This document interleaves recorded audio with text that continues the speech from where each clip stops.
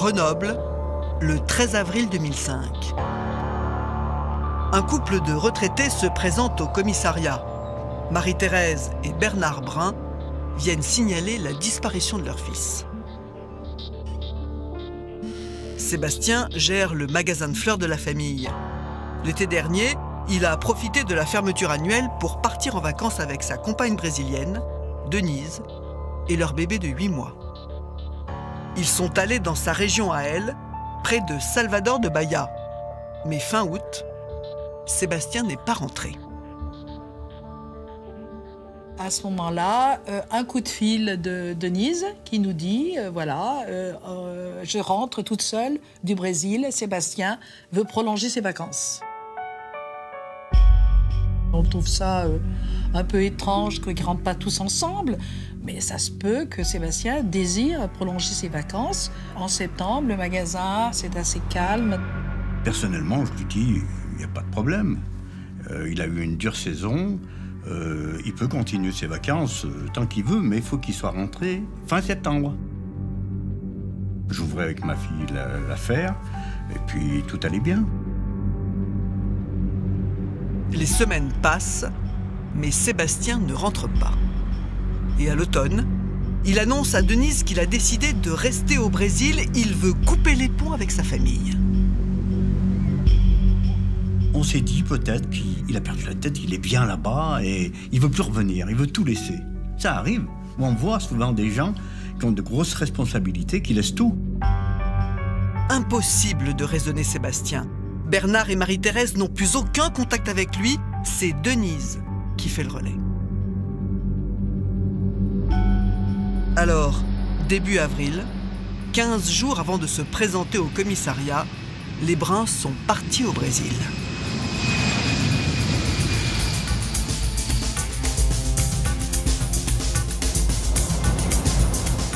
Denise leur avait donné la nouvelle adresse de Sébastien.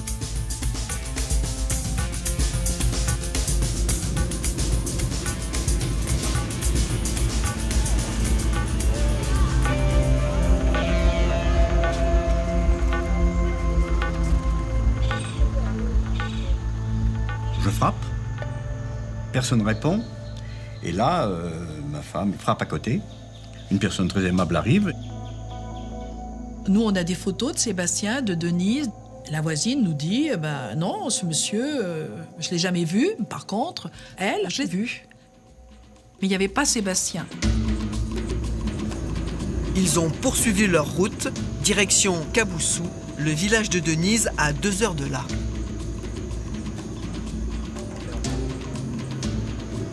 Denise, qui fait régulièrement des allers-retours au Brésil, a confié le bébé à sa mère quelques mois plus tôt.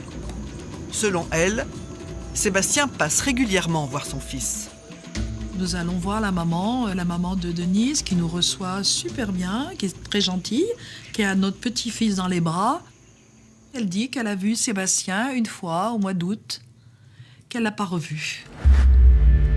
Et là, chose étrange, elle me dit « Oui, Sébastien travaille, il est à Grenoble. » Ça, c'est ce que Denise a raconté à sa mère. Je me dis, là, elle nous ment pour cacher quelque chose de peut-être grave. Marie-Thérèse et Bernard Brun sont très inquiets. Ils ont déposé une plainte là-bas à Interpol. Mais les policiers français restent prudents. Que la belle-fille mente ne rend pas cette disparition forcément inquiétante. Et puis les Bruns ont quand même mis 8 mois à s'alarmer. D'habitude, les disparitions inquiétantes de personnes sont signalées très rapidement, environ 24 voire 48 heures après la disparition. La première chose qui m'interpelle, c'est de comprendre pourquoi des parents, et d'autant plus des parents, ont pu attendre autant pour déclarer ce qu'ils estiment être une disparition inquiétante. Les semaines suivantes, les parents apportent de nouveaux éléments troublants. Denise a vendu le 4x4 et soldé une assurance vie de Sébastien en imitant sa signature. Elle est en train de dépouiller leur fils. Elle a carrément décalqué la signature de Sébastien. J'ai pris les feuilles, je les ai mis au jour, et c'est là que j'ai vu que la signature était exactement la même. Chose impossible, on ne peut pas avoir la même signature.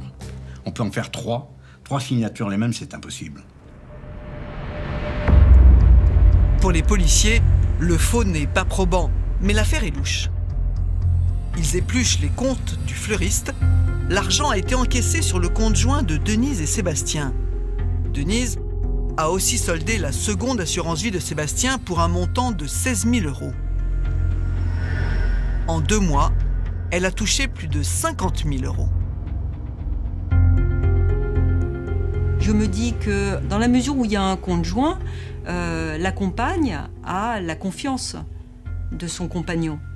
Donc cet argent, ma foi, peut-être que c'est Sébastien lui-même qui lui a demandé de solder l'assurance vie. C'est totalement ouvert tant que je n'ai pas d'autre version que celle des parents. Les policiers aimeraient entendre les explications de Denise. Mais 2 mois ont passé et la Brésilienne est repartie dans son pays pour récupérer le bébé qu'elle avait confié à sa mère.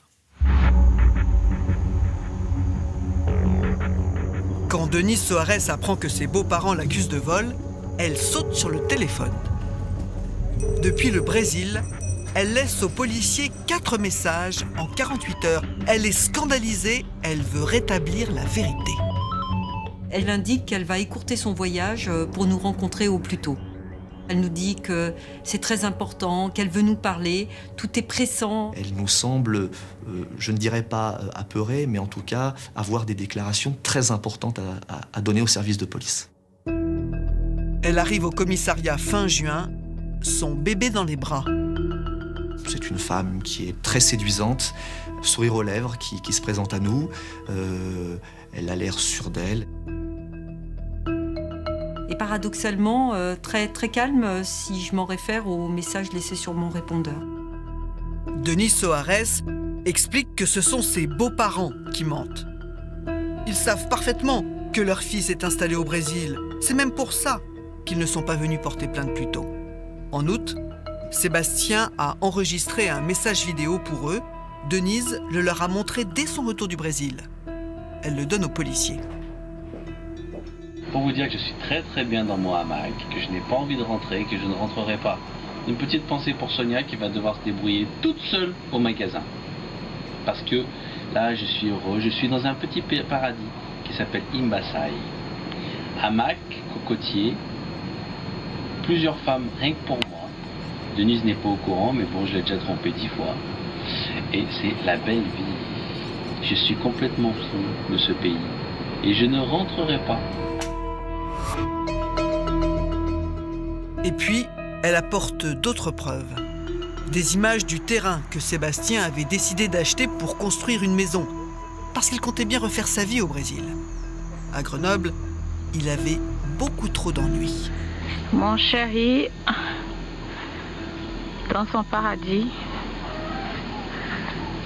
première... Devant le bungalow. Devant le bungalow, des endroits qu'il a choisis. Pour Denise Soares, Sébastien Brun avait prévu de longue date de partir au Brésil pour se mettre au vert. Il avait apparemment trempé dans des affaires un petit peu louches. Elle nous apprend que Sébastien il était impliqué dans des activités frauduleuses qu'il avait organisées au niveau du magasin, au niveau de l'entreprise familiale. Elle nous parle plus ou moins d'un trafic de cartes bancaires avec à la clé du blanchiment d'argent. Elle raconte aussi que Sébastien était racketté. Chaque mois, il versait de grosses sommes à des inconnus. Là encore, elle en a la preuve. Le cahier de finances secret de Sébastien. On y lit plusieurs fois « Black » ou « Dettes extérieures ». À l'automne dernier, explique-t-elle, les mafieux ont tenté plusieurs fois de joindre Sébastien. Elle nous dit c'est des gens qui veulent savoir où est Sébastien, qui disent que Sébastien leur doit de l'argent. Donc le lien est fait pour elle assez rapidement. Les parents de Sébastien sont parfaitement au courant de ces trafics. Ils sont dans la combine d'ailleurs. Ils ont même eu un gros redressement fiscal. Non. S'ils l'accusent aujourd'hui, c'est parce qu'ils veulent récupérer la garde de leur petit-fils. Ce sont des gens qui l'ont parfois menacé. Et menacée encore dernièrement, puisque quelques jours avant l'audition, elle dit qu'ils l'ont menacée alors qu'elle les rencontre de façon opportune à Villard-de-Lans. Madame Brun lui dit qu'elle va récupérer son petit-fils, et Monsieur Brun lui dit que de toute façon, jamais on croira ce qu'elle va raconter et que c'est elle qui va aller en prison. Denise fait un portrait très dur de Sébastien. Il la maltraitait. C'était un égoïste, un flambeur. Au Brésil, il étalait son argent. À la fin de l'été, il l'appelait encore régulièrement pour prendre des nouvelles du petit. Mais depuis 5 mois, c'est silence radio. Elle s'effondre, elle pleure beaucoup. Elle finit par reconnaître l'escroquerie, les faux en écriture, qu'elle justifie par le fait que non seulement elle est abandonnée de Sébastien avec ses 2 enfants, donc elle n'a plus rien pour vivre, que Sébastien lui-même l'a abandonnée, mais que la famille de Sébastien, alors même qu'elle était employée dans l'entreprise familiale, l'a licenciée. Donc se retrouvant totalement démunie, elle a utilisé cet argent pour survivre. On la sent sincère. Elle est convaincante. La balance penche maintenant du côté de Denise. S'il y a une victime dans cette affaire, c'est elle. Par ailleurs, elle a déjà déposé 2 mains courantes pour abandon de famille. La première remonte à 5 mois. Elle avait peur qu'ils n'emmènent leur bébé au Brésil. Et elle vient d'écrire au procureur pour porter plainte contre Sébastien.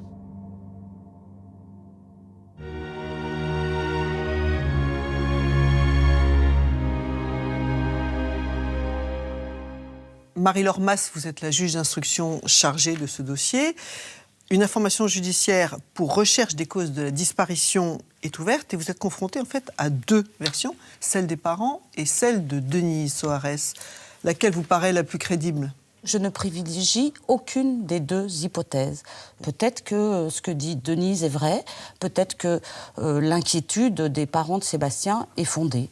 Donc c'est à partir de là que... Parce qu'en effet, il y a du racket à Grenoble, il y a de la mafia...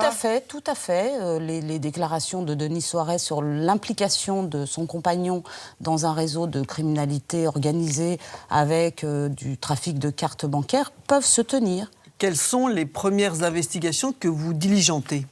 Alors à ce moment-là, je saisis la sûreté départementale et je leur demande notamment de vérifier, par le biais de réquisitions téléphoniques, de vérifier si, ainsi que l'a déclaré Denise Soares, Sébastien lui a téléphoné tous les dimanches d'août 2004 à mars 2005.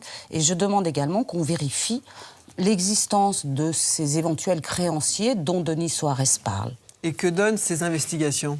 Il n'y a eu aucun appel sur les divers téléphones de Denise Soares en provenance du Brésil, contrairement à ce qu'elle a pu dire. Il n'y a pas d'appel non plus de créanciers éventuels qui feraient du chantage auprès de Sébastien Brun. Donc sur cette période-là, il n'y en a pas. Et vous faites examiner aussi, je crois, les comptes bancaires de Sébastien Brun. Tout à fait. On se rend compte à ce moment-là qu'au moment de son départ au Brésil, il y a environ 50 000 euros, je crois, sur ses comptes bancaires.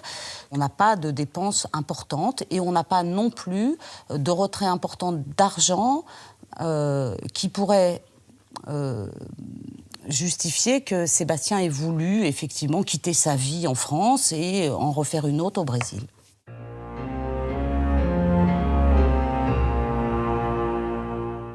La PJ de Grenoble est saisie. Les policiers commencent par examiner l'hypothèse du départ volontaire. Ils doivent vérifier si le jeune fleuriste avait bien des raisons de partir et s'il avait planifié de tout quitter. Sébastien a 31 ans. Il a repris le magasin de fleurs de ses parents avec sa sœur, Sonia. Et depuis 2 ans, c'est lui le patron. Et l'affaire marche bien. Sébastien Brun est un garçon qui aime son travail. C'est rapporté de manière unanime par ses employés, par ses amis. C'est quelqu'un qui s'investit dans son commerce et qui, on peut le dire, semble passionné par ce qu'il fait.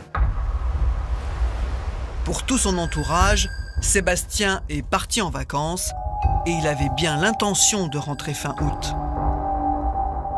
Le premier des éléments qui nous laisse penser que Sébastien avait prévu un retour, c'est qu'il a acheté des billets d'avion aller et retour, justement. La deuxième chose, on a trouvé une liste de tâches à faire en rentrant de voyage qui montrait bien qu'il avait prévu pas mal de choses dès son retour sur Grenoble. Sébastien avait plein de projets pour sa société. Il avait envie d'avoir un petit kiosque de fleurs au centre de Grenoble. Il avait vu avec son banquier. D'ailleurs, il lui écrit en lui disant bien, à la rentrée, on se voit. Pour s'entendre, il avait fait les démarches auprès de la mairie. Tout était fait pour que ça marche. Les policiers enquêtent aussi sur les liens présumés de Sébastien avec la mafia. Mais contrairement à ce que leur a dit Denise, ils ne trouvent aucun trafic, pas de redressement fiscal non plus. C'est une affaire saine. Force est de constater que nous n'avons rien trouvé et que cette thèse d'ennui, de pression, de raquette, de malversation en tout genre a été totalement et rapidement écartée par les investigations qui ont été menées. On envisage également qu'il s'agisse là d'une manipulation ou d'un mensonge supplémentaire de Denise Soares pour tenter de porter le discrédit sur sa belle famille et sur ce commerce. Si Sébastien n'avait aucune raison de se mettre au vert, pourquoi Denise ment-elle? Que cherche-t-elle à cacher? Denise et Sébastien vivent ensemble depuis près de 6 ans et ils ont un bébé. Par ailleurs, elle a la garde alternée de sa fille aînée, une petite de 8 ans, née d'un premier mariage. Pas d'amant connu.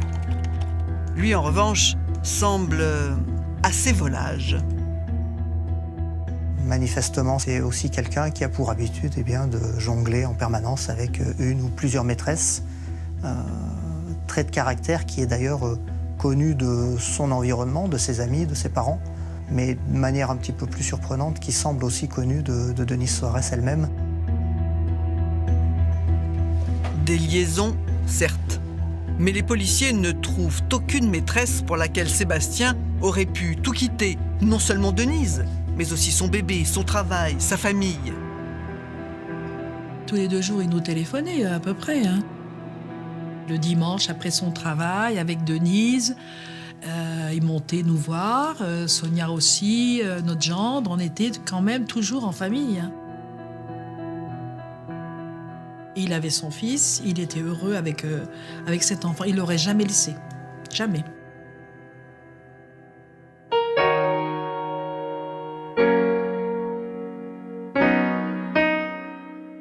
Philippe Kélengian, vous étiez le meilleur ami de Sébastien. Vous vous voyez très souvent à Grenoble. C'était pas un solitaire, en fait, Sébastien, hein? Non, il aimait bien être toujours avec ses amis, avec sa famille.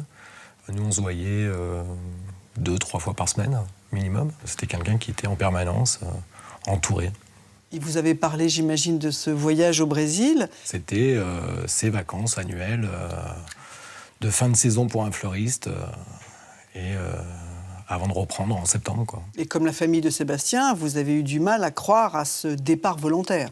Le problème, c'est qu'au bout d'un mois, quand le magasin est ouvert par sa sœur et que lui, n'est toujours pas de retour, il y a un vrai problème, quoi. Parce que c'est son magasin et que pour lui, il n'était pas concevable de ne pas revenir s'occuper de ses affaires. Et ça ne correspondait pas à sa personnalité, en fait, c'est ça? Ah non. Sébastien, c'est toujours... c'est calculé, quoi. C'est programmé, on fait bien les choses, on note tout, ce que je vais faire dans une semaine, dans un mois. Tout lâcher comme ça du jour au lendemain. Et puis sans en informer les gens, ça correspondait pas à Sébastien, quoi. Je suis allé sur sa boîte messagerie parce qu'on avait l'habitude de pouvoir les utiliser chacun. Et il n'y avait eu aucun mouvement depuis son départ, en fait. Moi, je lui avais envoyé un mail au mois d'août et celui-ci n'avait même pas été ouvert.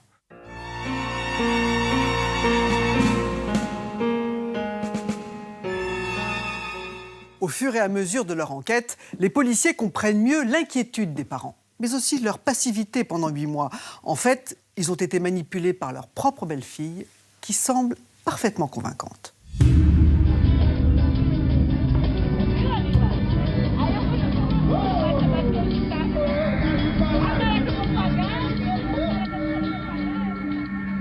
Denise Soares a largement profité de la confiance de ses beaux-parents.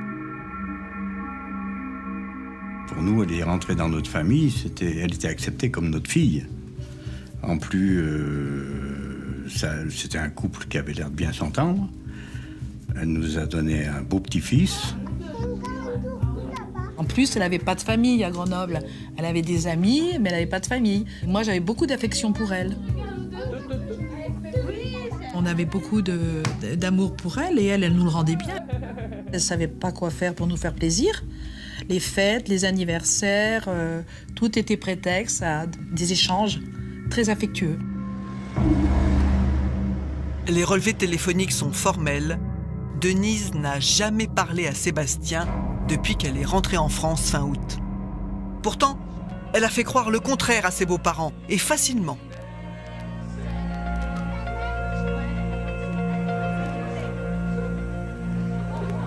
Pendant des mois, elle leur a fait croire qu'elle venait de lui parler.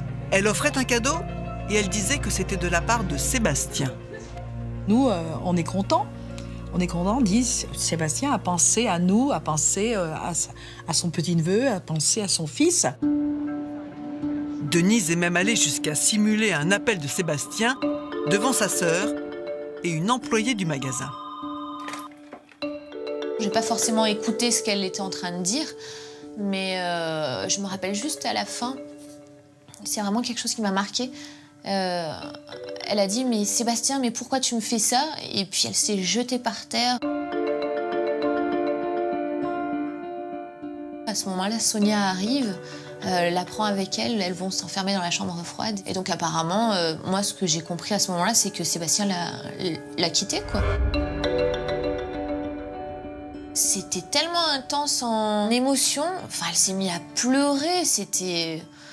Ouais, on comprenait que c'était un désastre ce qui arrivait, quoi. C'était une catastrophe. En réalité, c'est Lisa qui a décroché avant de passer le téléphone à Denise. Et elle est catégorique.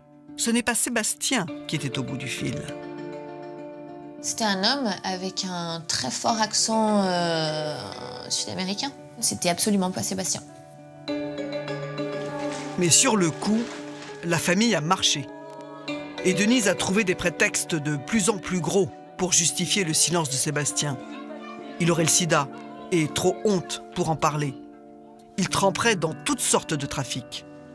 Un jour, elle me donne un fusil de chasse. Et là-dessus, bien sûr, elle dit, avec le trafic d'armes qu'il faisait, je fais comment Sébastien faisait du trafic d'armes? Elle me dit oui. Mais je lui dis, mais il les met où les armes? Comment fait-il? Oh ben, il les met dans la maison et il les cache derrière une armoire. J'écoute, on va prendre tout de suite ces armes et les rendre à la police, et les amener à la police. Faut pas garder des armes comme ça cachées derrière cette armoire. Elle me dit, oh non, te tracasse pas, les armes, je les ai prises et je les ai jetées à l'Isère. Elle rebondissait tout le temps. Vous savez, c'est tellement bien fait que vous arrivez à croire. C'est quelque chose de bizarre, mais on est pris dans cette espèce d'engrenage. Denise, elle a cette faculté de nous raconter des histoires, et puis peut-être aussi qu'à quelque part, on a envie d'y croire aussi à ces histoires. On a peut-être envie aussi de penser que Sébastien, peut-être, que oui, il est malade, mais que à quelque part, il reviendra, ou voilà. On a envie de croire ça. Les parents gobent tout, le sida, les trafics. Mais tout ça les inquiète. Ils pressent Denise de partir avec eux au Brésil. Parce qu'on dépendait d'elle. Dites-vous bien qu'on ne connaît pas la langue, on ne connaît pas le pays. Nous dépendions complètement d'elle.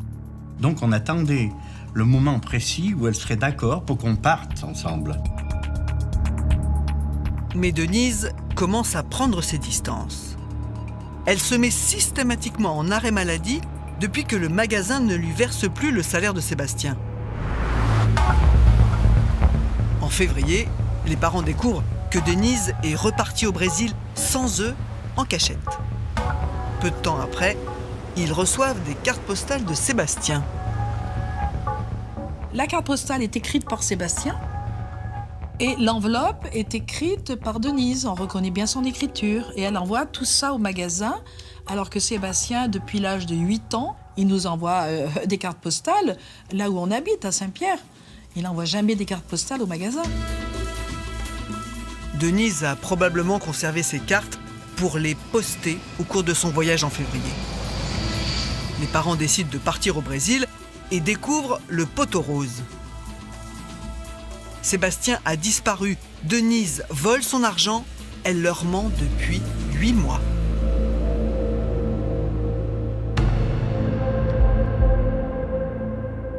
Elle était absolument envoûtante pour eux. Je crois que c'est une femme qui, tant qu'on est dans son discours, sous son emprise, on est incapable d'avoir la moindre clairvoyance.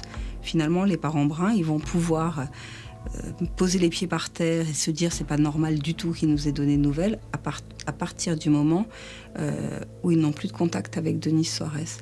Tant qu'elle est en contact avec eux, ils sont complètement ensevelis sous ces mensonges.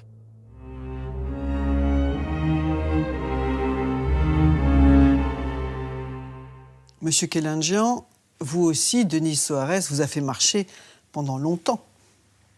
Oui. Elle connaît très bien Sébastien, donc tout ce qu'elle raconte correspond un peu à sa vie, à des rumeurs ou à des choses comme ça. Donc, dans l'absolu, vous pouvez toujours vous dire il y a une infime possibilité que ça soit vrai. Et à chaque fois, elle vous apporte un petit peu des éléments qui vous mettent le doute, et on se pose toujours la question. Elle a un aplomb incroyable, c'est ça ?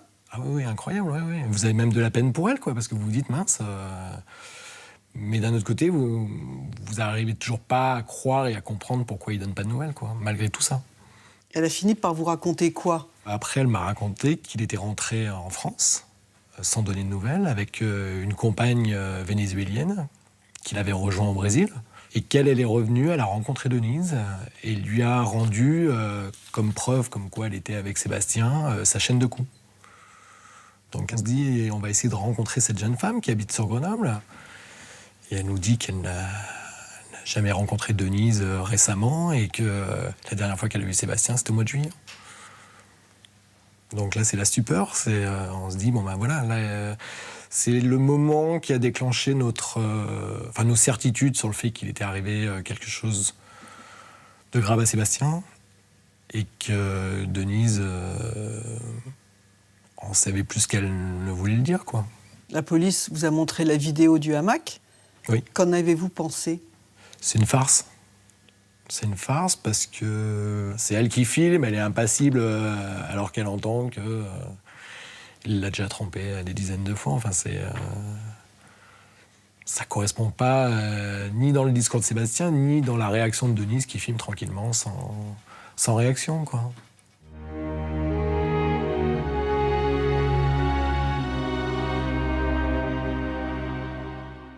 Denise ment, elle cache des choses à ses beaux-parents, aux amis de Sébastien et à la police. Comme s'il était arrivé quelque chose de grave à son compagnon et qu'elle le savait. C'est en tout cas ce que les policiers finissent par se dire et ils la placent sur écoute. Au téléphone, la Brésilienne continue de mentir allègrement. À tout le monde. Mais elle ne lâche aucun indice. Denise Soares ne parle jamais de Sébastien Brun lors des conversations qu'elle a avec ses différents interlocuteurs. Elle ne parle pas de l'enquête en cours, elle n'essaie pas de savoir si les choses progressent.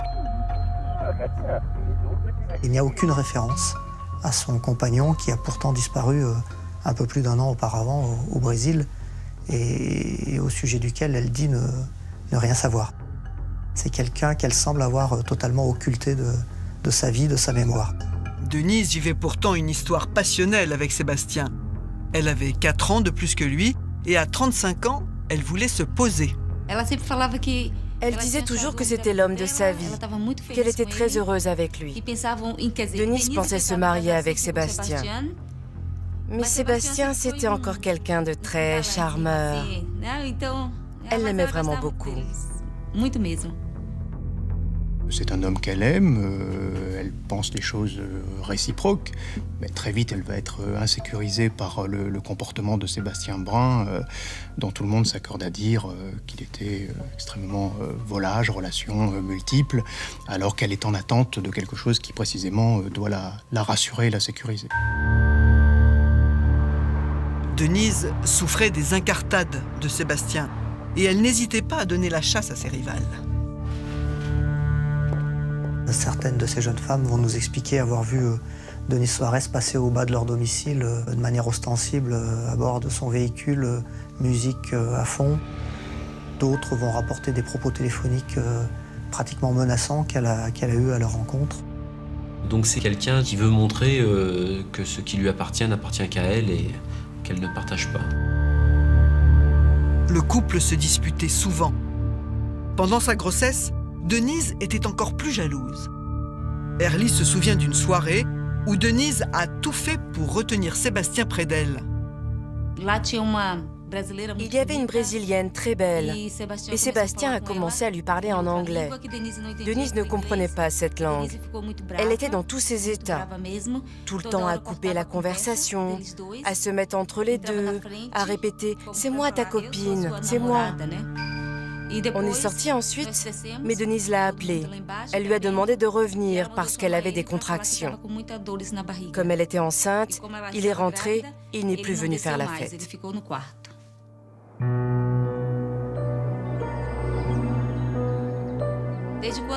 Quand je suis venue à Grenoble, elle s'est aussi montrée jalouse de moi. Nous sommes allés à la boulangerie avec Sébastien et quand on est revenu, elle nous a fait une crise. Une crise parce qu'on était tous les deux seuls à la boulangerie. La jalousie de Denise n'avait pas de limite. Un matin, Sébastien arrive au magasin, complètement flagada, il se tenait à peine sur ses jambes.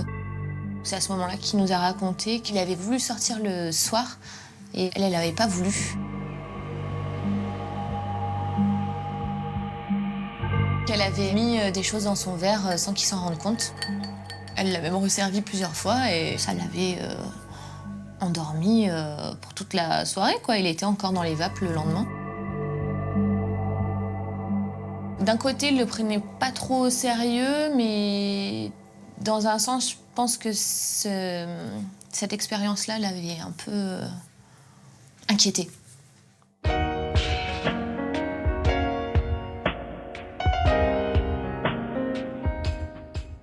Des somnifères dans le verre de Sébastien. Et si Denise avait rejoué cette scène au Brésil en forçant un peu trop sur les doses? Les policiers s'intéressent d'autant plus à cette hypothèse qu'un nouveau témoignage apporte de l'eau à leur moulin. Plusieurs mois après la disparition de Sébastien, Denise a fréquenté un homme marié, Steve. Il raconte aux policiers comment l'aventure a tourné au cauchemar. Je connaissais Denise depuis longtemps. On faisait partie de la même bande d'amis. Mais c'est quand Sébastien n'est pas revenu du Brésil, on s'est rapprochés jusqu'à devenir amants. Steve voulait divorcer pour Denise, mais il a changé d'avis et il l'a appelée pour lui annoncer qu'il la quittait.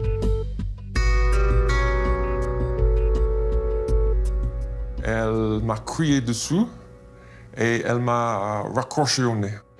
Elle m'a dit qu'elle allait me pourrir la vie.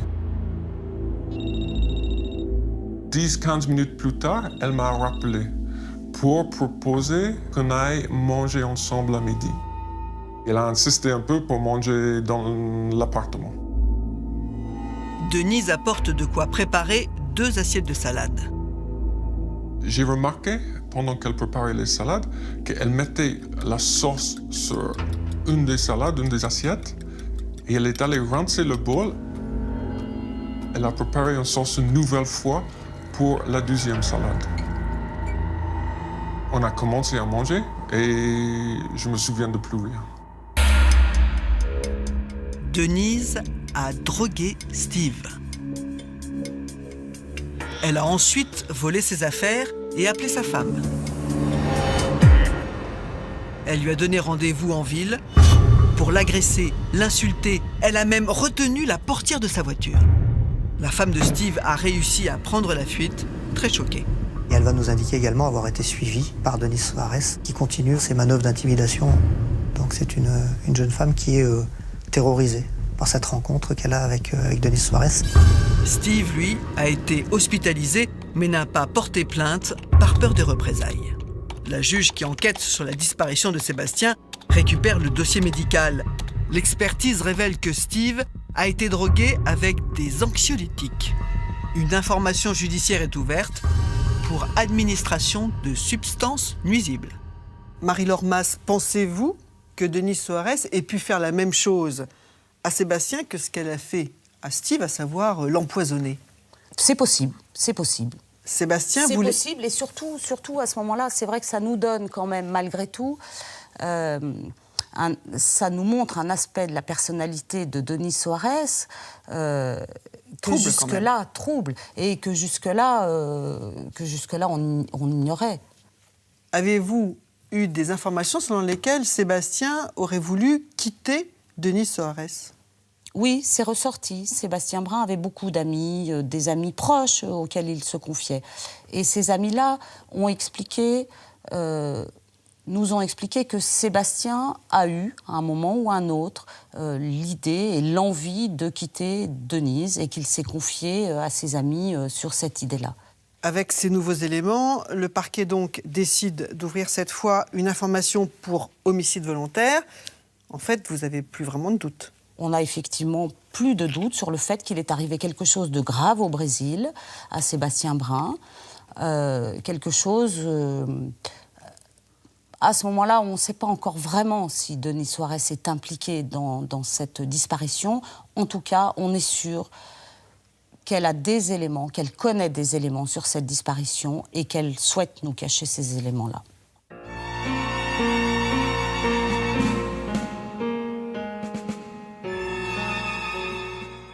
Les policiers attendent donc septembre 2006, plus de 2 ans après la disparition de Sébastien, pour placer Denise Soares en garde à vue.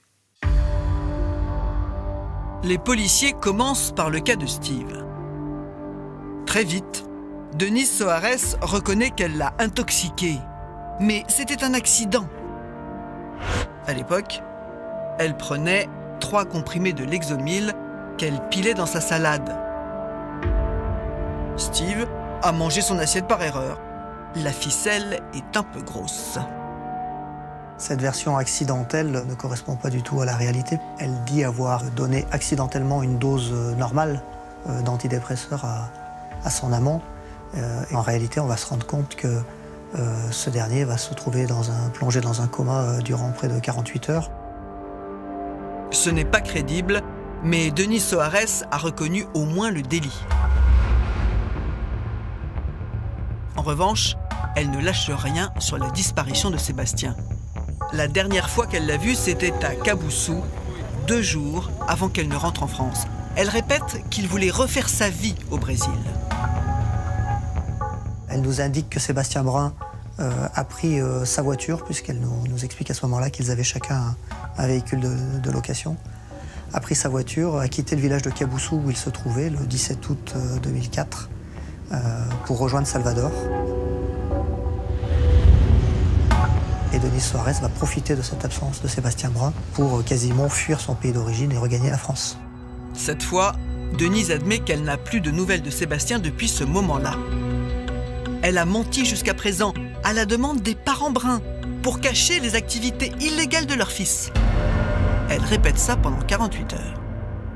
Les policiers connaissent la chanson. En garde à vue, Denise Soares reste Denise Soares, sûre d'elle-même et convaincante. Elle se défend bec et ongle, et en tout cas, on comprend qu'elle a décidé d'aller jusqu'au bout de ses mensonges. Marie-Laure Masse, vous interrogez Denise Soares à l'issue de sa garde à vue. Elle reconnaît les escroqueries à l'assurance. Et qu'a-t-elle fait de l'argent ? Elle explique que l'argent, elle l'a dépensé dans des dépenses de la vie quotidienne, un petit peu, voilà, des dépenses de la vie quotidienne. Elle explique qu'elle a également loué une maison au Brésil, qu'elle a meublé cette maison.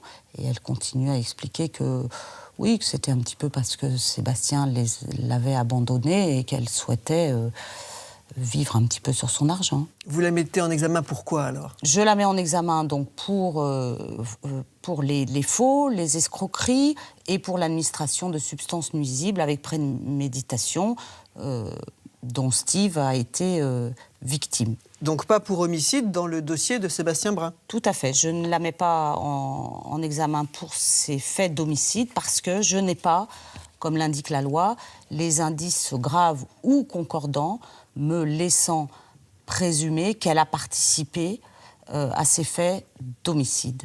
Elle est placée en détention provisoire ? Elle est placée en détention provisoire, effectivement. Je mets en avant le risque de fuite. Denise Soares est brésilienne, le risque de fuite donc dans son pays, les risques de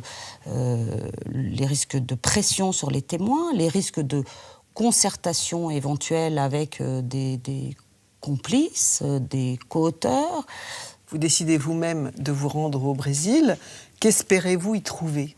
Alors, à ce stade-là de l'enquête, il apparaît primordial de mener des investigations précises sur les territoires brésiliens pour retracer l'emploi du temps donc, du couple Denise Soares-Sébastien Brun pendant ce mois d'août 2004, pour retracer également de façon précise les derniers instants où on sait que Sébastien Brun a été vivant, pour entendre de ce fait des témoins là-bas. Il y a beaucoup d'éléments à vérifier sur le territoire brésilien. À Salvador de Bahia, la juge et le commandant Giraud sont épaulés par des policiers brésiliens fédéraux. Leur mission doit durer 10 jours et la collaboration fonctionne tout de suite. On nous avait dépeint une police brésilienne corrompue, peu enclin au modernisme. Et nous avons découvert tout l'inverse. Une police qui quelque part, ressemble un petit peu à l'image qu'on peut avoir du FBI américain. Ces policiers brésiliens se sont montrés très compétents et surtout, ils ont pris très au sérieux cette affaire. Qu'est-il arrivé à Sébastien Brun ? Les policiers français et brésiliens font et refont le tour de la ville avec sa photo. Ils la diffusent même dans la presse. Quand un étranger arrive à Salvador, il attire beaucoup l'attention, ne serait-ce que parce que son physique est très différent des gens d'ici. C'est courant dans la région que les gens commentent « Ah, regarde, il y a un gringo qui est arrivé, il y a un nouveau gringo qui habite là. » Donc on s'est dit que si Sébastien s'était installé ici, il aurait obligatoirement été repéré. Mais tout ça ne donne rien. Malgré la taille importante de la ville de Salvador, 2 millions d'habitants je crois, personne n'a jamais signalé sa présence ou relevé sa trace dans ce pays. Reste à interroger les habitants du village de Denise. C'est là que Sébastien a passé le plus de temps. Le village de Caboussou, c'est un village au bord de la mer, qui vit de la pêche de poissons et de fruits de mer. Les vrais habitants de Caboussou mènent une vie très simple. Sébastien n'est pas passé inaperçu ici. Il ne parlait pas portugais et dépendait de Denise pour se faire comprendre. Ils étaient donc toujours ensemble. Et le couple n'avait qu'une seule voiture de location. La version de Denise est donc fausse. Sébastien n'a pas pu partir seul. Le mode de locomotion le plus habituellement utilisé dans le village de Caboussou, c'est la traction animale. Donc un véhicule automobile ne passe de toute façon pas inaperçu. Les policiers vérifient l'emploi du temps du couple. Le dernier signe de vie de Sébastien remonte au 17 août, la date de la vidéo. À Imbaçaï, il retrouve l'hôtel où elle a été tournée. Le registre confirme que Denise et Sébastien y ont passé la nuit avant de quitter l'hôtel le lendemain matin vers 9h30. En fin d'après-midi, vers 18h, ils se sont arrêtés chez une amie de Denise. Iracema connaissait déjà Sébastien. Il m'appelait maman. Il me disait qu'en français, ça veut dire ma chérie, mon amour, quelque chose comme ça. C'était vraiment une chouette personne. Les 2 fois où il est venu au Brésil, il est passé me voir. Ce soir du 17 août, Iracema a trouvé Denise très nerveuse. Elle m'a dit, regarde, je laisse Sébastien ici et je vais vite à la pharmacie. Mais surtout, ne le laisse pas sortir d'ici. Surtout qu'il ne me suive pas. Mais de toute façon, Sébastien n'était pas capable de la suivre. Il avait un comportement bizarre. D'habitude, il arrivait avec le sourire, il blaguait. Et là, il n'a pas décroché un mot. Denise devait le soutenir par le bras. Il est resté sans bouger là où elle l'avait laissé assis. Il était tout raide, avec le regard fixe, les yeux grands ouverts, comme s'il était terrifié. Quand elle est rentrée, elle l'a repris par le bras, elle l'a mis dans la voiture. Elle avait un sac transparent à la main avec une petite fiole dedans. Et si Denise avait drogué Sébastien? La question de l'empoisonnement ressurgit. Ce témoignage de Iracema fait écho de manière parfaite aux différents témoignages que nous avons recueillis de la part de ses proches, qui nous le décrivent comme peut-être drogué, en tout cas pas dans son état normal, lorsqu'il se trouve le 17 août au matin dans le hamac à Imbasaï. C'est cette nuit-là que Sébastien a disparu. Le lendemain matin, Denise s'est présentée sans lui dans un autre hôtel. Elle est donc la dernière personne à l'avoir vu vivant.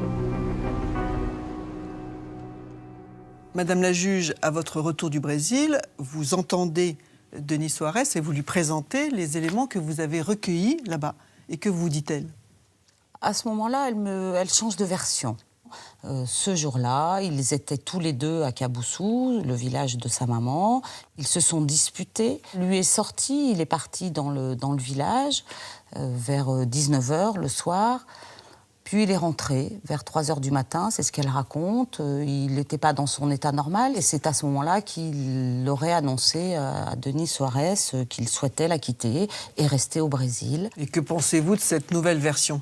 Pour moi, cette version-là n'est pas crédible, même si au milieu de tous ces mensonges qu'elle peut dire, il y a peut-être toujours une petite part de vérité dont on peut se saisir. Mais en tout cas, cette version-là, non, ne correspond pas aux éléments que l'on a dans notre dossier à ce moment-là. Que décidez-vous alors? Là, à ce moment-là, effectivement, je considère que j'ai les indices graves ou concordants me permettant de mettre Denise Soares en examen pour homicide volontaire de Sébastien Brun.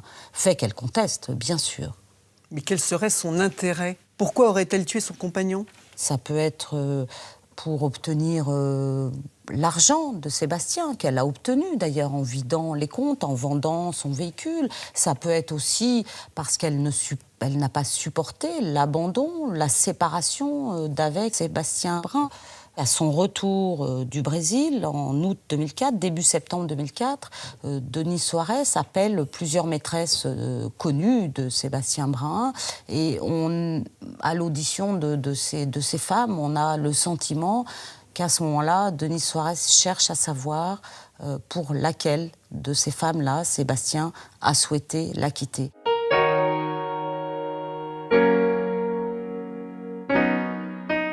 Joël Vernet, vous êtes l'un des avocats de Denise Soares. Vous êtes même, je crois, son premier avocat, celle qui le suit depuis le départ. Quand elle est accusée d'homicide volontaire, vous bondissez. C'est vrai que ça m'a choquée parce qu'il n'y avait pas beaucoup d'éléments. On sentait bien qu'il y avait un mystère, qu'elle ne disait jamais la vérité. On sentait qu'il y avait quelque chose, mais je ne l'imagine pas une seconde capable de donner la mort volontairement à Sébastien, qui est le père de son fils, et qui était pour elle, qui vient des favelas, d'un pays très pauvre. C'était un peu la poule aux œufs d'or. Donc elle n'avait pas de raison, pas de mobile de le tuer. Selon vous, donc, cette détention provisoire est arbitraire? Arbitraire, c'est pas le mot, mais elle n'est pas justifiée. Il n'y a pas d'indice grave et concordant d'une participation à l'homicide de Sébastien. Vous demandez donc à plusieurs reprises sa libération et vous finissez par l'obtenir. Oui, mais je n'étais pas la seule, puisque 2 juges des libertés de la détention avaient déjà ordonné sa mise en liberté préalablement, ce qui montre que les magistrats étaient divisés. On sentait bien déjà que ça posait un problème de maintenir en détention, avec aussi peu d'éléments à charge, cette jeune mère de famille. Elle est donc remise en liberté en septembre 2007. Et qu'est-ce qu'elle fait? Elle s'en va? Elle reste? Alors pas du tout, justement. Elle reste, elle récupère ses 2 enfants. C'est très important pour elle, parce que c'est une excellente mère. Ça, je crois que même les adversaires en conviennent. Elle récupère ses enfants, elle reprend son travail, elle mène une vie tout à fait normale. D'ailleurs, elle aurait pu s'enfuir aussi pendant les 2 années entre 2004, date de la disparition, et 2006, où elle est allée plusieurs fois au Brésil. Si elle est l'auteur de cet homicide, elle n'avait pas de raison de revenir en France. Or, chaque fois, elle revient. Voilà les éléments qui militent pour sa mise en liberté.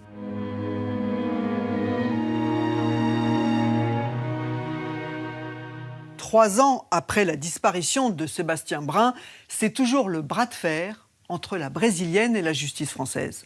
Denise Soares reste mise en examen pour meurtre, mais les preuves manquent. Si elle a tué Sébastien, l'a-t-elle fait seule? Comment? Où? Pourquoi? Aucune de ces questions n'a encore trouvé de réponse. C'est la persévérance des parents qui finit par porter ses fruits.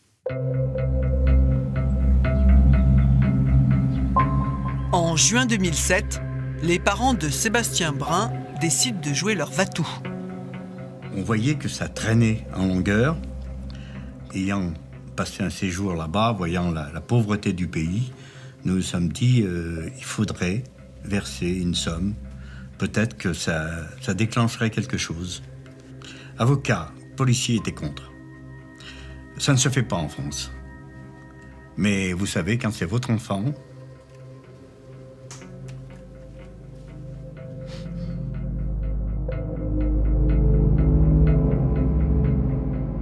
On fait une lettre au consul et dans cette lettre, on dit qu'on donne une récompense de 20 000 € à toute personne qui nous apportera des éléments pour nous amener à notre fils, mort ou vivant. 20 000 €. Au Brésil, c'est l'équivalent de 40 mois de salaire. Le consulat ne relaye pas l'offre des parents, mais elle fuite. Et ça marche. En avril 2008, près d'1 an plus tard, un homme se présente au commissariat sous couvert d'anonymat. Il sait des choses. Sébastien a été assassiné. C'est Denise qui l'a tué, avec l'aide de son frère Messias et de son demi-frère Almir. Ce témoignage donne un sérieux coup d'accélérateur à l'enquête. La juge et le policier français reviennent au Brésil et convoquent le petit frère de Denise au commissariat. Messias était déjà connu des services de police du coin.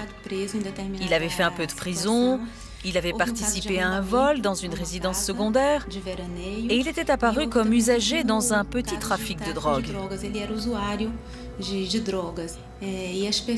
Les villageois le disaient un peu violent, dangereux. Pendant ce temps-là, au village, les policiers interrogent le meilleur ami de Messias, Claudio. C'est lui qui aurait tout raconté aux témoins anonymes. Au début, Claudio prétend qu'il ne sait rien de toute cette histoire. Mais les heures passent et il finit par soulager sa conscience, comme on dit. Il a mis comme condition le fait que nous l'emmenions avec nous à Salvador de Bahia et que nous le sortions en quelque sorte de ce village de Caboussou où il indiquait ne plus être en sécurité à partir du moment où il acceptait de collaborer à notre enquête. Les policiers acceptent. On roulait vers Salvador et on est passé devant une petite route. Claudio nous a dit « Tournez là, je vais vous montrer l'endroit ». Claudio les conduit à 500 mètres de là, dans une carrière de sable à l'entrée de Caboussou.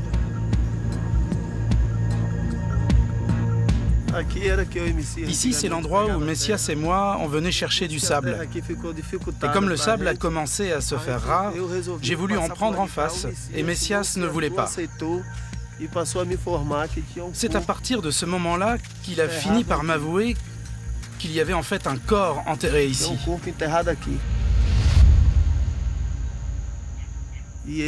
Comme Messias avait peur qu'on retrouve ce corps, il avait mis une dalle dessus.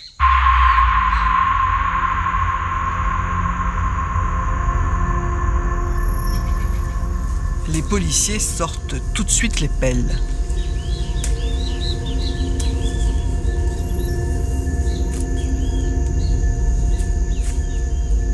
Au bout de 5 minutes, ils tombent sur des ossements humains.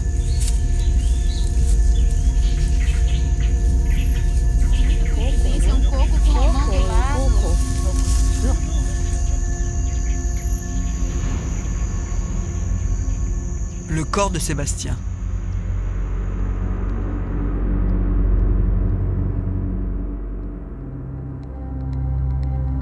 Le squelette présente des fractures au visage et un trou de 2 cm à l'arrière du crâne.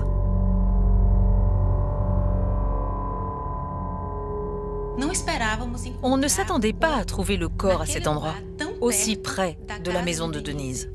C'était une grande surprise pour nous. Les policiers préviennent tout de suite les parents de Sébastien. C'est mon mari qui prend l'appareil et je suis à côté de mon mari. Et il nous dit qu'ils ont retrouvé le corps de Sébastien. Et à ce moment-là, on sait que Sébastien est mort. Juste à ce moment-là. À ce moment-là, on le sait. Mais jusqu'à là, on ne veut pas croire. Ce qui n'est pas croyable. On n'aurait pu jamais le retrouver. C'est au Brésil, c'est loin, c'est dans un pays étranger. Et là, c'est un grand soulagement. Il est là au village, au cimetière du village.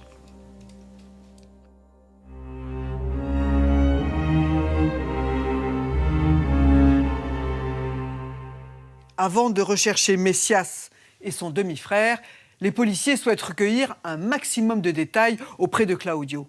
L'enjeu est de taille. Ils soupçonnaient une femme, ils ont maintenant 3 suspects. Mais qui a fait quoi? Denise trempe-t-elle réellement dans ce meurtre ou cherche-t-elle depuis le début à couvrir ses frères?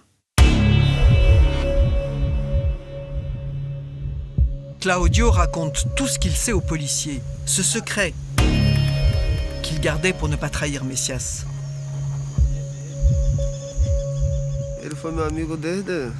C'était mon ami d'enfance. On a toujours grandi ensemble. Ce n'était pas quelqu'un de mauvais. Il regrettait son geste. C'est sa sœur qui l'a poussé à faire ça. Messias m'a expliqué que Denise lui avait dit que cet homme la maltraitait, il la battait, et que si elle rentrait avec lui, il allait la tuer. Denise n'en pouvait plus.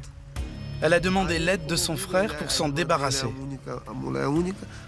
Denise était sa seule sœur. Messias l'aimait beaucoup. Il faisait tout ce qu'elle lui demandait. Ce soir-là, lui a raconté Messias, Denise a mis un produit dans le verre de Sébastien. Ensuite, ils l'ont emmené dans la clairière. Il était inconscient. C'est Denise qui conduisait.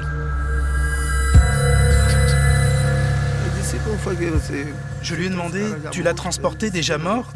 Il m'a dit non. Quand on l'a emmené en voiture, Sébastien était simplement drogué. Messias et Almire ont creusé un trou. Denise les éclairait avec les phares. Quand ils sont allés chercher Sébastien pour le mettre dans ce trou, il a réagi. Il s'est débattu, il a essayé de s'échapper et ils lui ont donné un coup de pelle sur la tête.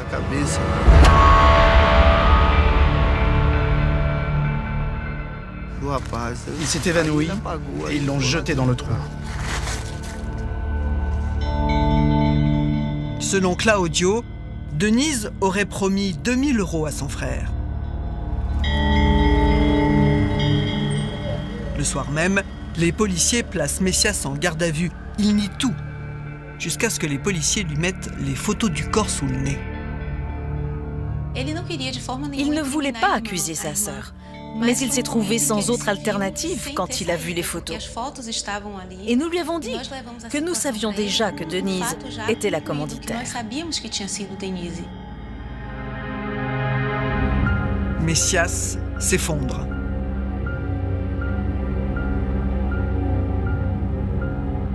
Messias confirme partiellement ce qui nous a été dit par Claudio, à savoir que c'est effectivement Denis Soares qui a voulu la mort de Sébastien Brun, qui a procédé à son empoisonnement.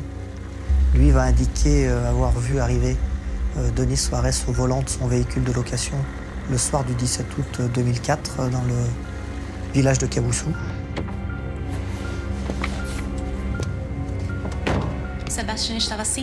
Sébastien était sur la banquette arrière, déjà inconscient, et Denise a demandé à Messias de l'aider. Ils sont allés jusqu'à la clairière. Et là, quand il a pris le corps de Sébastien, Sébastien était déjà un peu froid. Messias pense donc qu'il était en fait déjà mort à ce moment-là. Messias a essayé de se dédouaner par rapport à cette mort. Selon lui, il n'a fait qu'aider sa sœur à cacher le corps. Et surtout, il n'a jamais frappé Sébastien. Certes, il lui a donné un coup de pelle, mais sans faire exprès, pendant qu'il creusait. C'est pour cela qu'on a retrouvé un trou dans le crâne. En revanche, dit-il, sa sœur avait bien prémédité le crime. Denis Soares, 3 jours auparavant, lors d'un précédent séjour dans le village de Caboussou, lui avait déjà indiqué qu'elle allait lui proposer un travail et qu'il allait pouvoir gagner de l'argent en l'aidant. Messias indique qu'à ce moment-là, Denis Soares ne lui a pas dit précisément quelle était la nature de ce travail. L'interrogatoire de Messias se termine en pleine nuit. En France, le jour est en train de se lever. Denise Soares est interpellée et conduite devant le juge d'instruction de permanence. Cette fois, elle est mise en examen pour assassinat. Dominique, le corps de Sébastien Brun a été rapatrié en France. Il a été autopsié. Oui, alors on précise que le légiste va travailler sur un squelette puisque le corps a séjourné pendant 4 ans dans la terre. Donc, observation, plusieurs fractures post-mortem, sans doute provoquées par l'érosion du terrain, par les mouvements du terrain qui auraient pu casser le squelette. Et puis il y a ce fameux trou derrière la tête de Sébastien Brun, donc de 2 cm sur 3. Les experts penchent pour, encore une fois, là, des lésions post-mortem, mais ils ne peuvent pas le garantir. En tout cas, l'objet qui a servi à faire cette blessure, à provoquer cette blessure, c'est un objet contondant, c'est un objet tranchant, et on pense qu'il peut s'agir de la pelle qui aurait servi à ensevelir le corps. L'autopsie ne peut donc pas dire comment Sébastien Brun est mort. Il y a eu des expertises toxicologiques. Est-ce qu'elles sont plus claires? L'expert toxicologique va analyser 7 prélèvements, 6 dents et un fémur de Sébastien Brun. Et à chaque fois, l'expert va trouver une concentration massive de cyanure correspondante à une exposition mortelle. Il peut venir d'où, ce cyanure? Alors, il y a plusieurs hypothèses. Il y a l'hypothèse de l'empoisonnement. On aurait administré du cyanure à Sébastien Brun de son vivant et il aurait été empoisonné. Et il y a une autre hypothèse qui peut être la contamination de son corps par le terrain dans lequel il était enfoui. Ça peut arriver. Alors, la juge va vérifier ça. Consciencieusement, on va demander aux policiers de la PJ de Grenoble, assistés de la police brésilienne, de retourner sur place, à l'endroit où était enterré le corps, et dans la cavité où se trouvait le corps de Sébastien Brun, on va prélever, dans 2 endroits différents, du sable qui va être analysé dans un laboratoire, et dans ce sable, eh bien, on ne trouve pas de traces de cyanure. Donc on revient à la version de l'empoisonnement. Mais est-ce qu'on en trouve facilement du cyanure au Brésil? Alors ça, c'est la question intéressante. Les policiers de Grenoble vont même l'écrire dans leur rapport. Oui, on trouve du cyanure au Brésil. J'ai envie de dire qu'on en trouve partout, et on en trouve partout en quantité importante. Pourquoi? Parce que ce cyanure, on le trouve dans une racine qui est consommée au Brésil et qui est l'aliment de base des Brésiliens, c'est le manioc amer. Et en fait, le manioc amer contient du cyanure en quantité dangereuse, voire mortelle. C'est-à-dire qu'avant de le consommer, il faut savoir le préparer, il faut le détoxifier. Et les policiers de Grenoble écrivent dans leur rapport « Les Brésiliens nous ont affirmé que cette racine non préparée en vue de sa consommation pouvait tuer un cheval. » Plus intéressant encore, à 200 mètres de la maison de la famille de Denise Soares, eh bien, il y a un immense champ de manioc.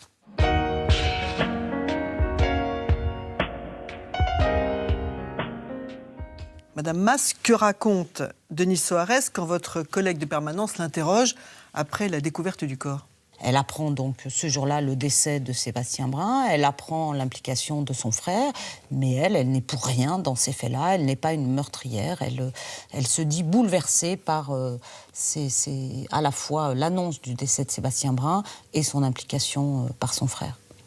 Vous l'interrogez à votre tour plusieurs mois plus tard. Est-elle toujours sur la même ligne? Elle dit, d'accord, mon frère dit qu'il est impliqué dans ces faits-là, c'est lui qui a commis ces faits-là, il les a commis parce qu'il est toxicomane, qu'il a besoin d'argent, mais ça ne correspond pas du tout à la personnalité de Messias que nous avons obtenue. Messias n'est pas dépeint comme un toxicomane qui aurait été dépendant de sa drogue au point de commettre un meurtre pour avoir de l'argent. Il s'entendait bien avec Sébastien Brun, il n'avait aucune raison de faire disparaître son beau-frère. Vous décidez de repartir au Brésil pour une 3e fois. Qu'espérez-vous dans cet ultime voyage? J'ai sollicité dans ma demande d'entraide pénale internationale un transport sur les lieux en présence de Messias Soares pour qu'il nous explique un petit peu la façon dont les choses se sont passées dans cette carrière. Et alors, Messias réitère ses aveux devant vous? Messias, à ce moment-là, non, ne réitère rien du tout, ne souhaite plus du tout collaborer à l'enquête. Il ne met pas vraiment en cause sa sœur. Il nous dit, concernant ma sœur, c'est à elle de vous dire ce qu'il en est. À ce moment-là, il sait que sa sœur conteste les faits. Il le sait, contrairement à ses déclarations. Et je pense que ça l'a beaucoup touché, au point qu'on apprend à ce moment-là qu'il a fait une tentative de suicide. Il ne va pas bien. Vous le mettez en examen, vous demandez son extradition? Non, le Brésil, comme la majorité des pays dans le monde, refuse l'extradition de ses propres nationaux. Et il sera donc jugé au Brésil pour son implication dans ces faits d'homicide volontaire de Sébastien Brun. Et Almir, le demi-frère de Denise Soares, vous avez réussi à mettre la main sur lui? Almir est introuvable. La police fédérale qui mène les opérations ne le trouve pas. A-t-il été prévenu de notre arrivée? A-t-il voulu fuir à ce moment-là? Je ne sais pas. En tout cas, on ne peut pas l'entendre. Il n'est pas là.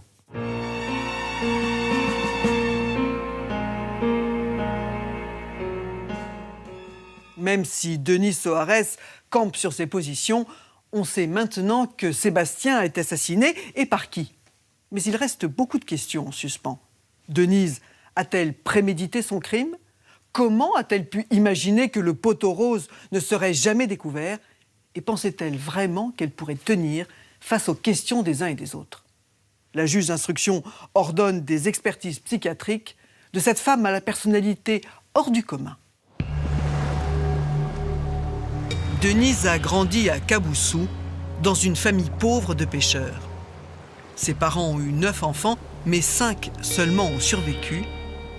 Elle était leur seule fille. De son père, elle disait toujours qu'il était très dragueur, qu'il multipliait les conquêtes et qu'il aimait beaucoup boire. Quant à sa mère, elle disait que c'était quelqu'un de bien, de très calme. Elle restait à la maison pour s'occuper de ses fils. Le mensonge a toujours baigné la vie de Denise. Son père comptait une dizaine d'enfants adultérins dans le village, mais il fallait se taire, mentir, pour préserver la mère. Le mensonge est utilisé par la famille, est un outil évident et essentiel. Alors, on sort de son enfance quand je me rappelle de cela, mais elle nous dit comment, quand elle est arrivée avec ses 2 enfants et Sébastien au Brésil, auprès de sa famille, sa mère lui a demandé de dire que Sébastien était le père de ses 2 enfants, de façon à ce que ça soit mieux perçu autour d'eux. Denise s'est construite avec un profond sentiment d'insécurité, matérielle et affective. À 9 ans, elle a été confiée à une famille plus riche qui lui a payé l'école en échange de travaux ménagers. Elle ne voyait plus ni ses parents ni ses frères. C'est manifestement une première rupture qui la marque beaucoup. Elle est jeune et c'est évident qu'elle est très attachée à ses parents, à sa mère en tout cas. Elle a des frères et c'est forcément dans l'esprit d'un jeune enfant une rupture.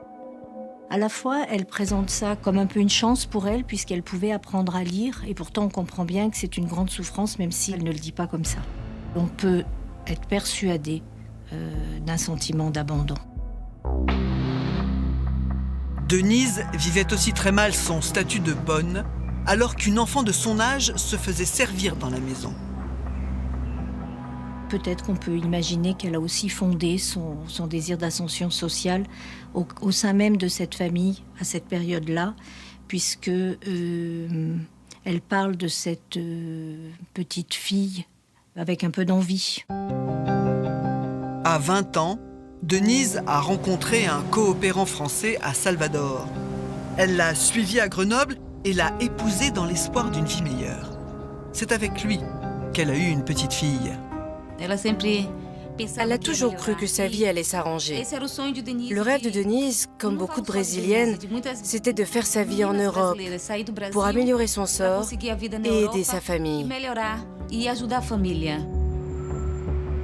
Les experts qui ont examiné Denise n'ont détecté aucune maladie mentale.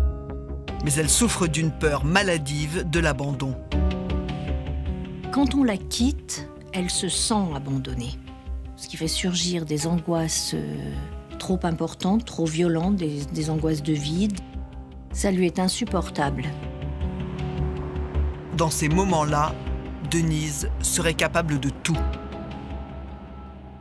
Dominique, Denise Soares est examinée par un médecin psychiatre. Et qu'est-ce qu'il décèle chez elle? Alors, il va dire ce qu'on sait déjà, qu'elle a une peur panique d'être abandonnée, d'être quittée. Mais surtout, ce psy va, chez cette femme qu'il décrit comme une femme d'intelligence moyenne, dire qu'elle ne prévoit rien à long terme, que c'est quelqu'un qui ne planifie pas. Exemple, quand le psychiatre lui demande « Mais Madame Soares, qu'alliez-vous dire à votre petit garçon sur les circonstances de la mort de son père? Qu'est-ce que vous aviez l'intention de lui dire ?» Eh bien là, elle reste bouche bée. En fait, elle n'y a pas pensé. Elle n'a même pas réfléchi à une explication qu'elle allait donner à son fils. En fait, elle ne fait que réagir aux situations. Alors c'est exactement ça, c'est quelqu'un qui adapte son discours à chaque situation, à chaque fois. Et par conséquent, elle ment, elle empile les mensonges. La défense de Denise Soares, c'est un millefeuille de mensonges.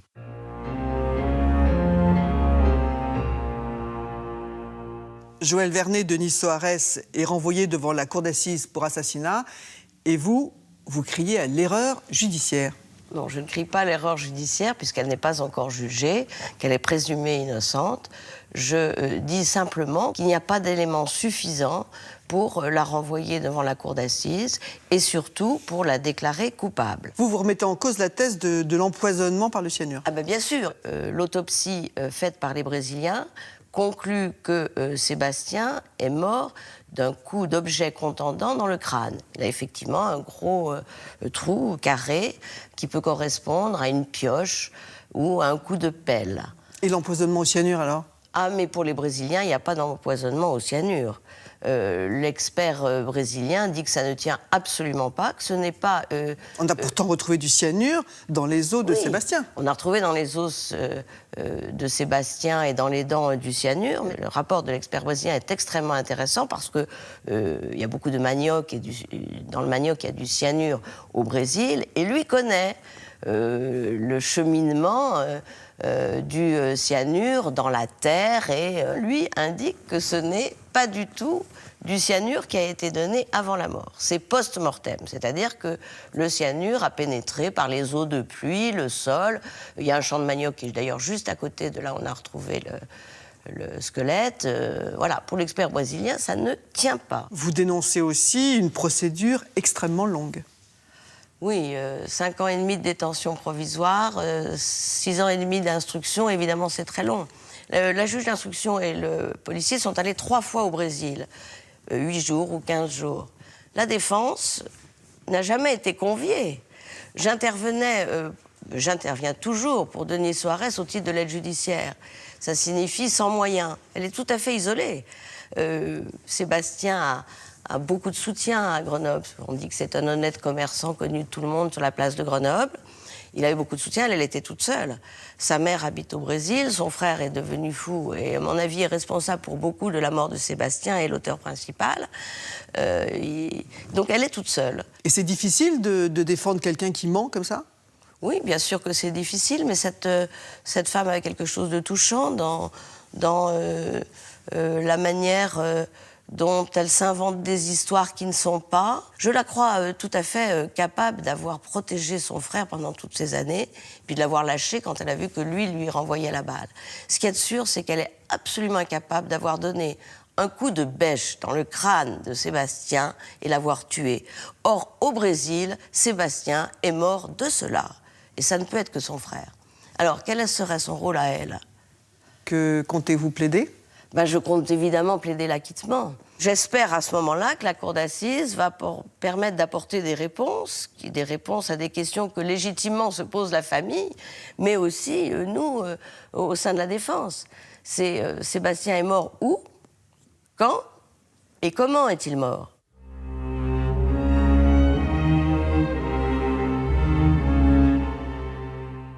Le procès s'ouvre à Grenoble le 2 février 2012, près de 8 ans après la disparition de Sébastien Brun. Il doit durer 1 semaine. Il capote au bout de 2 jours. Dans le box des accusés, la Brésilienne de 43 ans paraît très marquée par ses 4 années de détention provisoire. On a vu arriver une femme amaigrie, les cheveux tirés, les traits tirés, qui faisait beaucoup moins femme fatale que l'image qu'on pouvait en avoir. Le souvenir que je garde, c'est cette espèce de masque de souffrance, de sérieux qu'elle avait en permanence. Ce débit très lent, très saccadé, avec son accent brésilien, évidemment, qu'elle n'a pas perdu. Denise Soares a choisi 4 avocats pour sa défense, dont le ténor du barreau grenoblois, Maître Ripper. Et très vite, les débats s'enveniment entre lui et le président de la cour d'assises. L'antagonisme est ancien entre les 2 hommes. L'avocat fait tout pour déstabiliser le cours du procès. Le président conçoit son rôle comme étant celui du premier des accusateurs. Il joue le rôle du ministère public, alors que le président doit être impartial et neutre, qu'il ne doit pas manifester son opinion. Et vous comprenez bien que quand vous devez défendre quelqu'un qui proclame son innocence et que tout le monde a déjà condamné, cela crée obligatoirement une certaine tension. L'avocat multiplie les interruptions de séance. Le retard s'accumule. Au bout de 2 jours, le président arrête tout. Il estime que la sérénité des débats n'est plus garantie. On n'a jamais vu ça. On n'a jamais vu un tel clash aboutir au fait que le président décide de renvoyer le procès. Pour les parents de Sébastien, c'est le choc. Ils craignent que Denise ne soit remise en liberté avant son prochain procès. Si ça devait arriver, elle part et on ne la retrouve plus. Là, ce sera fini. Elle l'a déjà fait. Ça fait 8 ans qu'on attend ça. Ça fait 4 ans qu'on a retrouvé le corps de notre fils. Pour nous, partie civile, nous attendons un procès. Mais Denise Soares n'obtient pas sa libération. 9 mois plus tard, elle comparaît à nouveau détenue. Cette fois-ci, la justice a prévu plus large, 13 jours d'audience. La stratégie de l'accusée surprend. Elle se dit toujours innocente. Elle a même une nouvelle version. En octobre 2004, Messias lui aurait appris qu'il avait tué Sébastien et elle ne pouvait pas dénoncer son frère. L'avocat général Cuny lui a posé la question, je pense que tout le monde se posait, pourquoi est-ce qu'on doit vous croire maintenant ? Ses avocats insistent sur l'absence de preuves matérielles. Le toxicologue brésilien qui témoigne à la barre remet en cause l'expertise française. Il explique que le cyanure peut aussi provenir du sol de la clairière. Les avocats de la défense plaident donc l'acquittement au bénéfice du doute. Personne n'est en mesure de répondre précisément aux questions essentielles. Où a eu lieu ce crime, quand a eu lieu ce crime, comment a eu lieu ce crime, et peut-être sans doute pourquoi ce crime. Mais Denise Soares passe mal. Sa personnalité manipulatrice transparaît vite. Parfois, on pouvait se retrouver perdu entre les déclarations qu'elle avait pu faire au début du procès, celles qu'elle pouvait faire en cours d'audience, et qui n'étaient pas les mêmes. On voit apparaître une femme qui est quand même dans ce qu'elle veut faire paraître, c'est-à-dire qu'elle est malade, qu'elle est affectée, qu'elle est fragile. Et quand on l'interroge et qu'on la prend un peu de front, elle est directive, elle peut être même désagréable avec les témoins. Moi, à un moment, je fais une petite erreur de prénom. Elle se lève avec arrogance et elle me dit « Dis donc, Maître-Nallet, vous avez pris trop de Lexomil ?» On voit la Denise autoritaire, donneuse de leçons qui apparaît. Au terme des débats, l'avocat général requiert 15 ans de réclusion criminelle. Un réquisitoire qui prend en compte l'aspect passionnel du crime, même si les avocats de l'accusé n'ont pas joué cette carte. Après 4 heures de délibéré, les jurés rendent leur verdict. Coupable. Denise Soares est condamnée à 17 ans de prison, 2 ans de plus que les réquisitions. Sans doute, on a voulu, en allant au-delà des réquisitions, sanctionner Denise Soares et sans doute aussi sa stratégie de défense et son attitude à l'audience. 17 ans de prison. L'accusé, le regard dans le vide, est sonné. Les parents de Sébastien ont fondu en larmes. J'ai pas envie de parler, merci. Pour nous, Sébastien ne reviendra plus jamais. Elle a tué aussi quand même le père de son fils. Comment elle expliquera ça? Je ne sais pas. Comment elle pourra l'expliquer? Comment elle pourra vivre avec ça?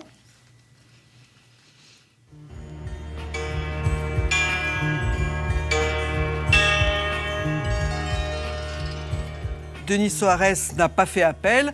Au moment de son procès, elle avait déjà passé plus de 5 ans en détention provisoire. Elle pouvait espérer une libération conditionnelle 3 ans après le verdict, c'est-à-dire à la moitié de sa peine.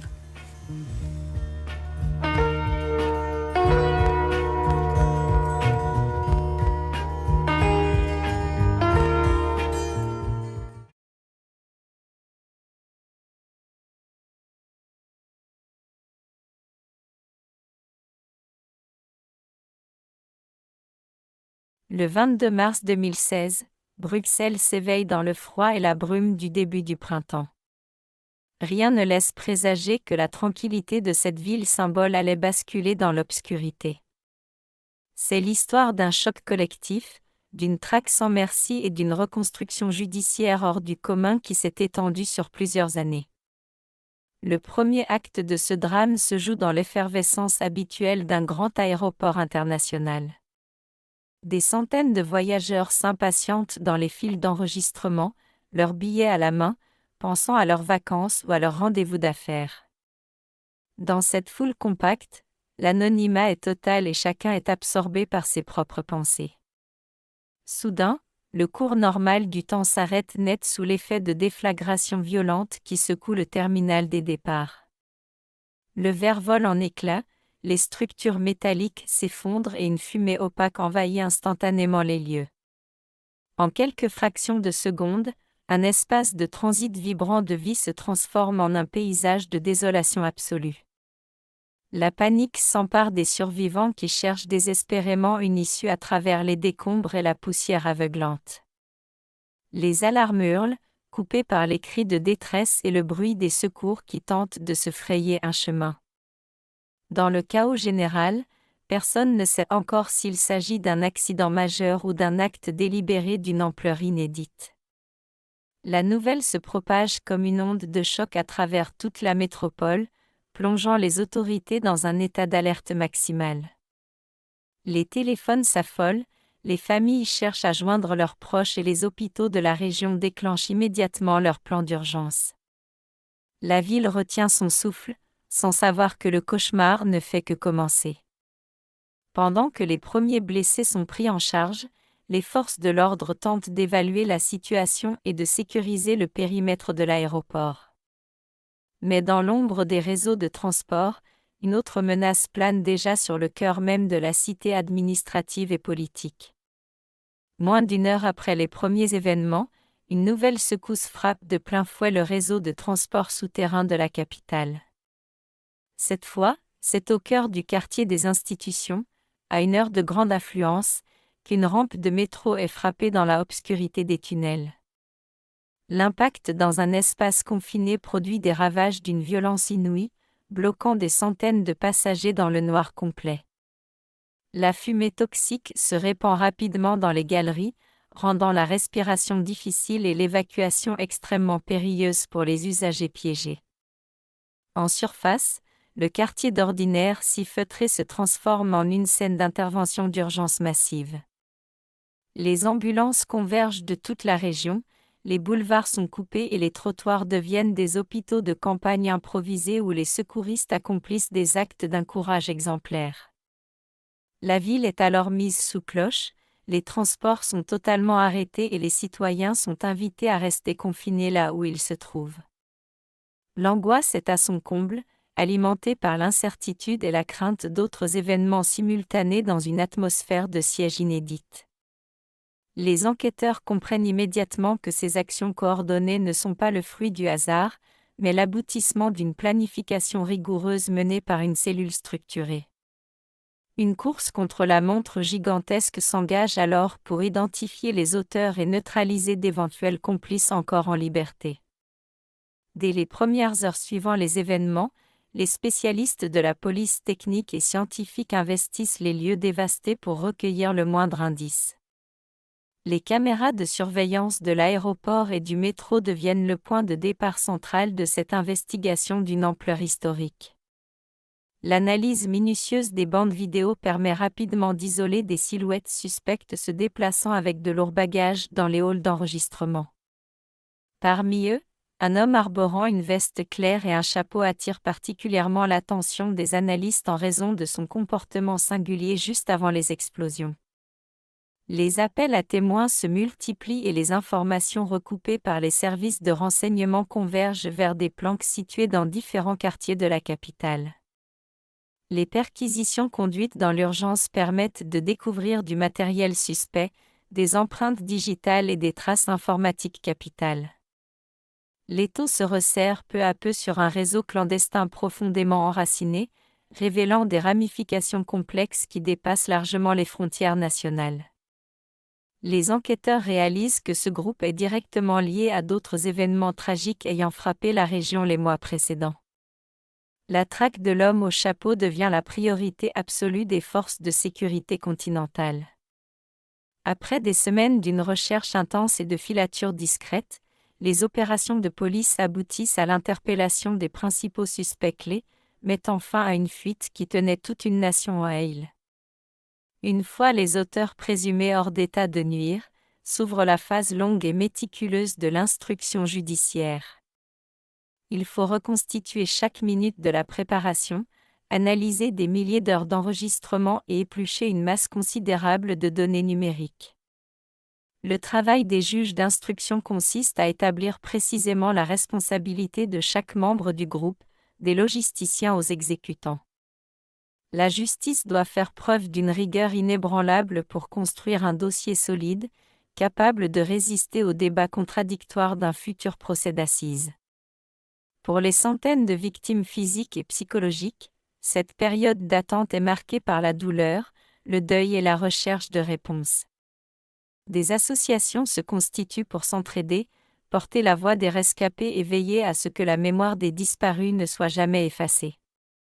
Les autorités préparent pendant des années la tenue de ce jugement hors norme, nécessitant des infrastructures spéciales pour accueillir des centaines de parties civiles, d'avocats et de journalistes venus du monde entier. Le défi est à la fois sécuritaire, logistique et profondément humain. L'objectif de cette démarche monumentale est de réaffirmer la force du droit et des institutions démocratiques face à la violence aveugle. La société veut montrer qu'elle répond à la barbarie non pas par l'arbitraire, mais par la justice, la transparence et le respect strict des règles de procédure. Lorsque le procès s'ouvre enfin dans un bâtiment spécialement réaménagé de la capitale, la tension est palpable dans la salle d'audience. Sur le banc des accusés prennent place les membres survivants du réseau, entourés d'un dispositif de sécurité maximale qui témoigne de la sensibilité de l'événement. Pendant des mois, la cour d'assises devient le théâtre de témoignages bouleversants apportés par les survivants et les proches des victimes. À la barre, les récits de souffrance, de courage et de solidarité s'enchaînent, peignant le portrait saisissant d'une communauté blessée mais debout. Les débats mettent en lumière la mécanique froide des endoctrinements et les failles qui ont permis à cette cellule de prospérer dans l'ombre. Les experts psychiatres, les analystes du renseignement et les réquisitions des procureurs décortiquent l'idéologie destructrice qui a motivé ces actes. Malgré les provocations et les tentatives de perturbation de certains accusés, les jurés citoyens et la Cour maintiennent un cap ferme tout au long des audiences. La recherche de la vérité et le respect de la parole des victimes restent le fil conducteur insaisissable de ce marathon judiciaire. Au terme de délibérations marathoniennes s'étalant sur plusieurs semaines, le verdict tombe, prononçant des peines exemplaires pour les principaux coupables. Cette décision marque une étape cruciale pour les rescapés, scellant la reconnaissance officielle de leur statut de victime et la condamnation sans appel des criminels. Des années après ces heures sombres, la ville porte toujours les marques invisibles de cette journée du 22 mars 2016, mais elle a appris à se relever. Les lieux frappés ont été entièrement reconstruits, modernes et vivants, symbolisant la victoire de la vie quotidienne sur la terreur. Ce procès historique a permis de poser des mots sur l'innommable et d'offrir une forme de conclusion institutionnelle à un drame collectif. Il reste dans les annales comme la démonstration qu'un État de droit peut juger la pire des violences avec sérénité et fermeté. Pour les familles touchées, le chemin de la guérison demeure long et personnel, souvent rythmé par les commémorations et le souvenir de ceux qui sont partis. La solidarité née au lendemain des faits continue d'unir des personnes que rien ne destinait à se rencontrer. La capitale européenne a su préserver son esprit d'ouverture et sa diversité, refusant de se laisser définir par la haine de quelques-uns. Chaque année, des fleurs sont déposées aux monuments mémoriaux pour rappeler la valeur inestimable de la paix et de la liberté. En racontant cette histoire, nous ne nous souvenons pas seulement de la tragédie, mais aussi de la formidable résilience d'une population qui a su rester unie face à l'épreuve. C'est l'héritage durable de cette mémoire partagée, gravée à jamais dans l'histoire contemporaine.